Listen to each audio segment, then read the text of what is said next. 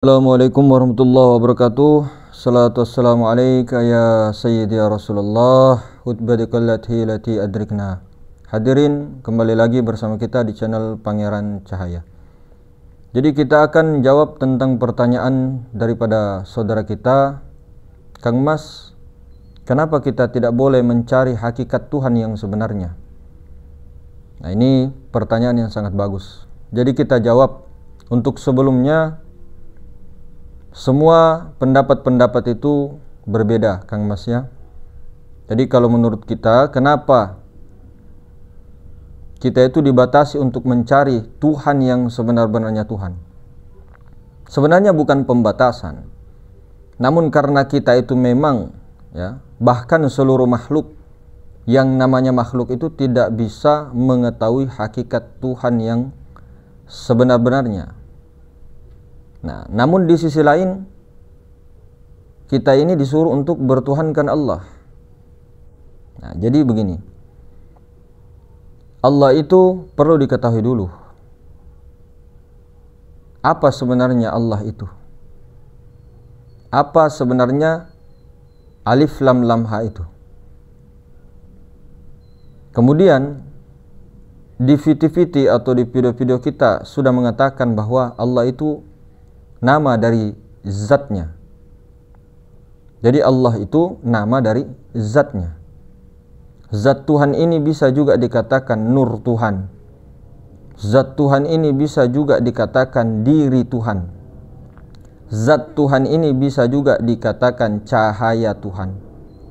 Zat Tuhan ini bisa juga dikatakan wajah Tuhan.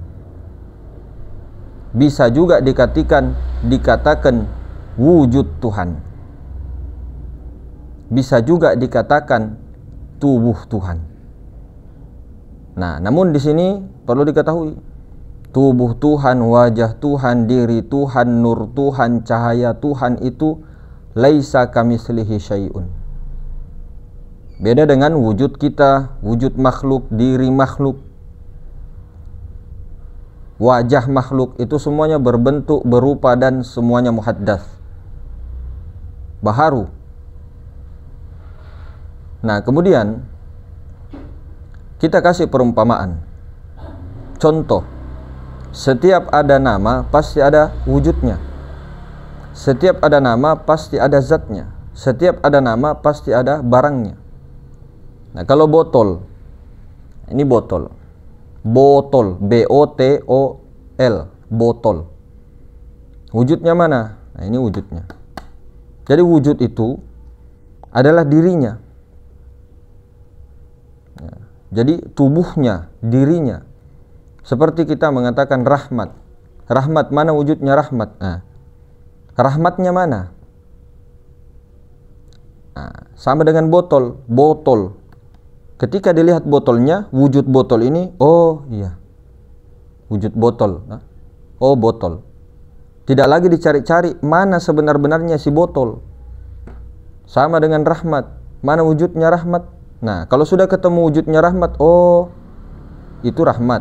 Mana sebenar-benarnya rahmat? Tidak perlu lagi dicari mana sebenar-benarnya rahmat. Nah, sama dengan ketika seseorang itu diperkenalkan Allah dengan zatnya, dengan wajahnya yang meliputi segala sesuatu, dengan tubuhnya, dengan dirinya, dengan cahayanya.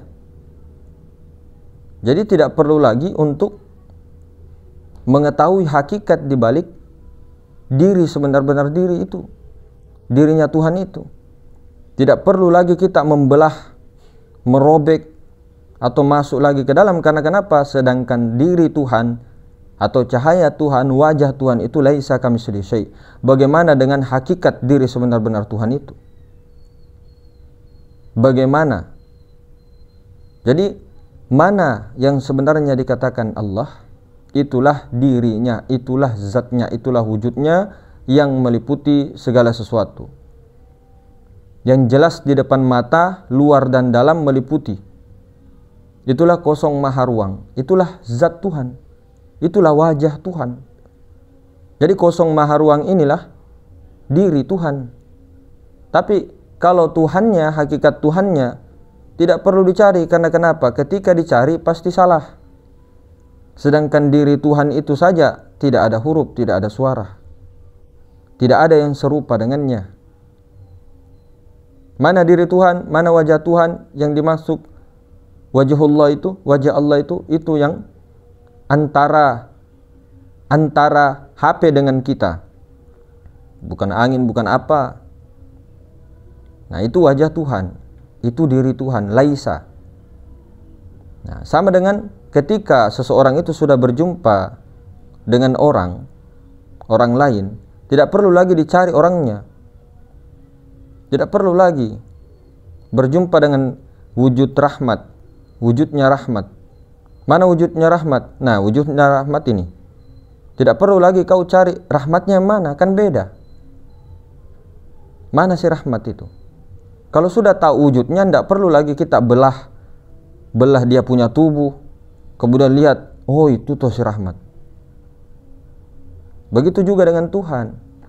Hakikat Tuhan yang sebenarnya, kalau sudah mengetahui wujud Tuhan yang laisa kamitslihi syai' itu, tidak perlu lagi dicari-cari lagi Tuhannya, hakikat Tuhannya. Karena yang mengetahui hakikat diri Tuhan sebenarnya adalah Tuhan itu sendiri. Yang mengetahui atau yang mengenal betul-betul hakikat diri saya pribadi ya saya sendiri, mulai daripada zahir batinnya. Nah, itu perumpamaan misal. Jadi meskipun sahabat sejati, meskipun saudara kandung pun, meskipun orang tua pun tidak bisa mengetahui hakikat diri anaknya sendiri. Apa yang ada di pikiran anaknya, apa yang ada di ininya, berapa ininya, di dalamnya apa.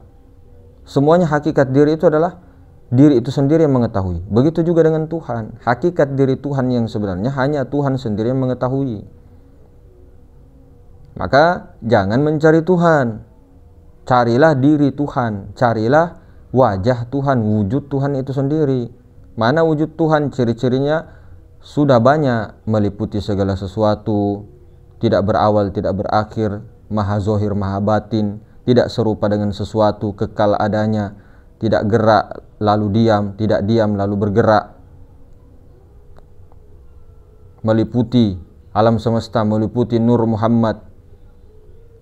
Itulah wajah Tuhan.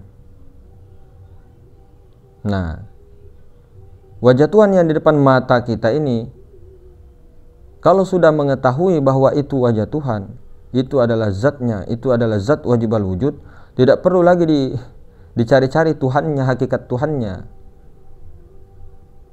Sedangkan ketika sudah sampai di seperti itu, makomnya diam. Jadi ketika di dalam fana, rasa kita fana kepada rasa Allah, yang ada hanya Allah.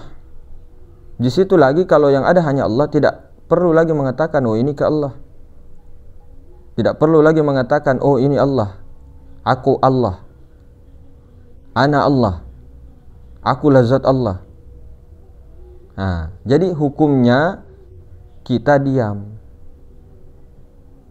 Maka sebelum kepada Allah, datanglah kepada cahayanya yang ada pada diri, leburlah ke situ. Sehingga ketika sudah sampai cahaya Allah itu kepada Allah itu sendiri, yaitu zat wajibal wujud, diamlah. Tidak ada lagi kata-kata saya ini, tidak ada, lebur. Nah, ketika sudah lebur, tinggal kemesraannya dijaga sampai bako billah.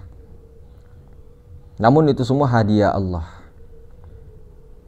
Nah, kalau sudah di zat, nanti tanazzul kesempurnaannya, tanazzul kepada makom hamba. Karena makom zat ini makom Tuhan. Bukan manusia itu jadi Tuhan. Bukan rasa kemanusiaan itu terus berubah menjadi Tuhan, tidak. Tapi rasa kemanusiaan itu lebur, yang ada hanya rasa ketuhanan. Nah, bagaimana setelah rasa ketuhanan itu lebur, rasa kehambaan itu lebur, adanya rasa ketuhanan, tanazzullah kepada rasa ketuhanan, kemudian yang ada pada hamba. Jadi tetap dia bergerak, tetap dia bekerja, tetap dia makan, minum dan sebagainya, namun rasanya rasa ketuhanan. Bukan Tuhan masuk di dalam hamba, salah. Bukan juga kita mengatakan cahaya Tuhan yang ada pada diri, yang hembusan itu adalah Tuhan. Tidak ada yang mengatakan begitu. salah itu. Kalau kita mengatakan Ruh Kudus itu adalah Allah, salah. Ruh Kudus itu wasilah kepada Allah, wasilah kepada kosong maha ruang. Karena yang sampai kepada kosong maha ruang, yang zat wajibal wujud itu adalah hembusan daripada maha ruang itu sendiri, dirinya sendiri. Nah, jadi seperti itu. Maka kesimpulannya memang tidak perlu lagi mencari Tuhan. Kalau sudah sampai di kosong maha ruang atau sudah sampai di zat wajibal wujud, diam. Tidak ada lagi saya mau menembusi lagi kosong maha ruang. Menembus bagaimana? Ketika sudah perasaan kita terus menembus begitu, menembus kosong maha ruang, terus dikatakan inilah Allah, salah lagi. Inilah hakikat Tuhan yang sebenarnya, salah lagi. Karena apa? Bukan sesuatu. Makanya Syekh Yusuf selalu mengatakan, ketika mengatakan hakikat Tuhan, yang pertama kamu katakan adalah tidak. Oh, Tuhan itu begini, nur. Oh, tidak. Oh, ini begini, tidak. Hakikat Tuhan yang sebenarnya itu kesadaran, tidak. Hakikat Tuhan yang sebenarnya adalah hidup, tidak. Tidak bisa dikatakan dia hidup, dia mati, dia ini. Tidak bisa, tidak ada kata-kata yang bisa melampaui hakikat Tuhan itu sendiri. Nah, kalau dirinya, diri Tuhan, nah itu memang sudah dijelaskan di dalam surah Al-Quran. Maka puncak daripada ilmu ketuhanan itu adalah ketidaktahuan tentang diri Tuhan. Itulah pelemahan. Itulah pelemahan daripada si hamba tadi dalam menggapai hakikat Tuhan yang sebenarnya. Cuma bukan berarti kita mengatakan bahwa tidak perlu mencari Tuhan, kemudian tidak dicari-cari lagi wajah Tuhan itu, diri Tuhan itu. Nah, kalau sudah didapat diri Tuhan, tidak dicari lagi. Ini maksudnya orang-orang yang baru untuk misalnya dalam pencarian kepada zat Allah itu, yang bernama Allah itu. Nah, kalau sudah didapat yang bernama Allah itu, apa yang dilakukan? Leburkan terus ke situ, musyahadah terus ke situ, sampai fana, berulang-ulang fana terus ke situ. Ketika sudah fana, dijaga terus kefanaan itu. Sampai nanti pada masanya tanazzul lagi. Nanti pada masanya untuk mendirikan sholat, fana lagi di situ. Ketika mau khalwat, tanazzul lagi. Kadang dalam khalwat itu tarokti juga lagi. Jadi begitu aja terus. Tidak perlu menjadi orang-orang yang melampaui batas. Melampaui batas itu adalah melampaui batasan Allah, ingin memikirkan atau ingin menembus-nembus daripada diri Tuhan itu sendiri. Jadi cukup di diri Tuhan, zat wajibal wujud. Nah, itu. Atau dikatakan nur Tuhan, banyak kan? Banyak. Atau tubuh Tuhan. Nah, sama dengan kita ini. Nah, wujud rahmat ini. Nah, siapa wujud rahmat ini? Adam. Nah, Adam ini. Siapa ini Adam? Tubuhnya Muhammad. Adam ini tubuhnya Muhammad. Muhammad itu yang dimaksud Ruh Kudus. Jadi Ruh Kudus itu bertubuhkan Muhammad, bertubuhkan Adam di dunia. Nah, jadi tubuhnya Muhammad Rasulullah itu adalah Adam. Nyawanya Adam adalah Muhammad Rasulullah. Nah, sedangkan nyawanya Rasulullah, perhatikan, nyawanya Muhammad Rasulullah adalah kosong maha ruang itu sendiri, yaitu Allah. Nah, paham nggak? Saya ulang. Adam ini tubuhnya Muhammad Rasulullah. Nyawanya Adam adalah Muhammad Rasulullah. Muhammad Rasulullah ini punya nyawa, yaitu kosong maha ruang. Nah, kosong maha ruang ini adalah tubuhnya Tuhan. Nah, jadi kalau sudah mengetahui tubuhnya Tuhan atau wujudnya Tuhan, tidak perlu lagi cari Tuhannya. Karena itulah yang disebut Allah Subhanahu wa ta'ala, dirinya, zatnya, wajahnya. Jadi kosong maha ruang ini adalah wajahnya, zatnya, tubuhnya. Tapi hati-hati, bukan kita mengatakan Allah punya tubuh. Wujudnya, tubuhnya Tuhan itu laisa kamitslihi syai'. Bukan kita mengatakan Allah bertubuh seperti kita, tidak. Itu istilah. Wajah, diri, nur, zat, tubuh. itu untuk perumpamaan, bukan Allah bertubuh. Hati-hati dalam perumpamaan itu.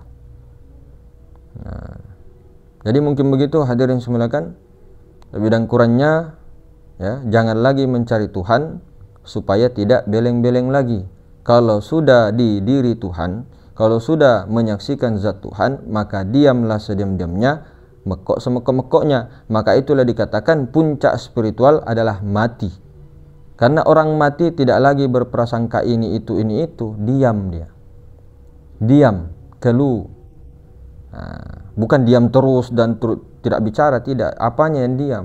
Rasa kehambaannya itu sudah melebur kepada rasa ketuhanan. Jadi dia diam sediam-diamnya, mati semati-matinya. Mungkin begitu. Assalamualaikum warahmatullahi wabarakatuh.